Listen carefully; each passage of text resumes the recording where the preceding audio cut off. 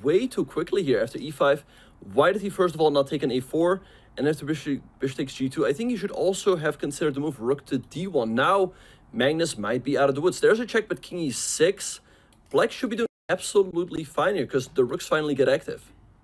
It looks so scary to allow 2 rooks on the 7th rank, but the king's already escaped the back rank, so there's not going to be a checkmate. And suddenly, we've seen this so many times, can Magnus Carlsen play for more? He's going to have the active king. He's going to bring a rook of his own down to the 2nd rank. And if he can get both of his rooks in the 1st rank, we could even see a back rank checkmate threat thanks to that pawn on a4. I think this is actually a position all 3 results are possible.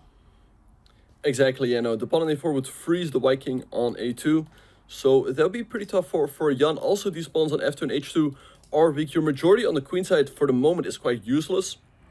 So I think Magnus is doing absolutely fine. Like you said, he has the potential to even play here for a win. He goes pawn to d7, Jan.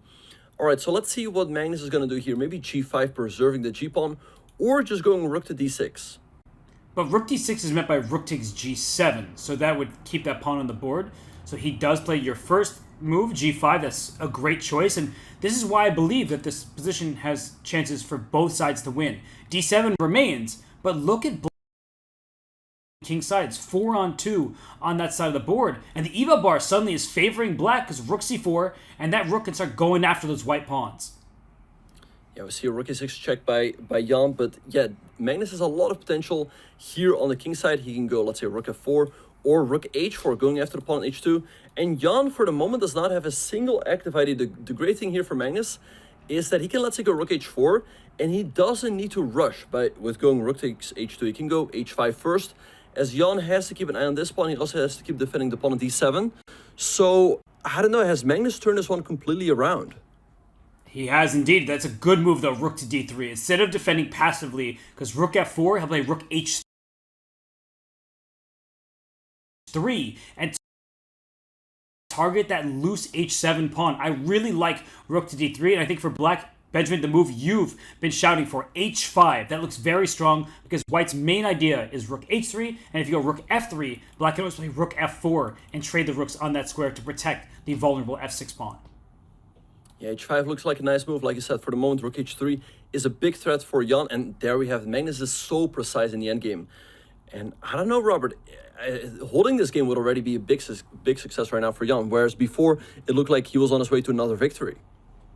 It's a turnaround, just like in game 1, where Magnus, he had the upper hand with the white pieces, and suddenly Jan was able to steal a bishop in the game. Now, Jan has to figure it out, where he was first better, and now he has to make that switch in his mind. So we have rook f3 on the board. Rook f4 looks very strong to me. If rook takes g takes f4, and look at black's pawns. They're marching up very, very quickly there. They're going to be dangerous.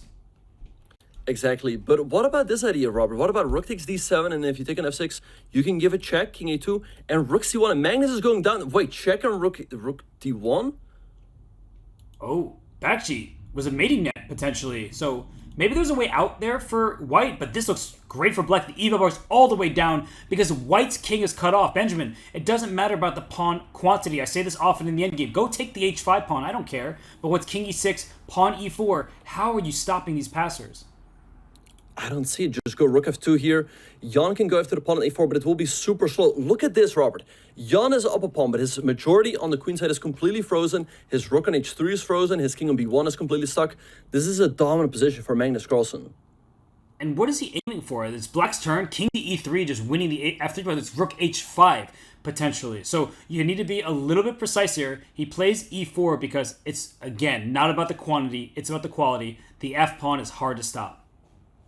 Exactly, yeah. It's very difficult to make a move here for Jan. If you go rook to h8, then Magnus can now go rook g2, followed by f2.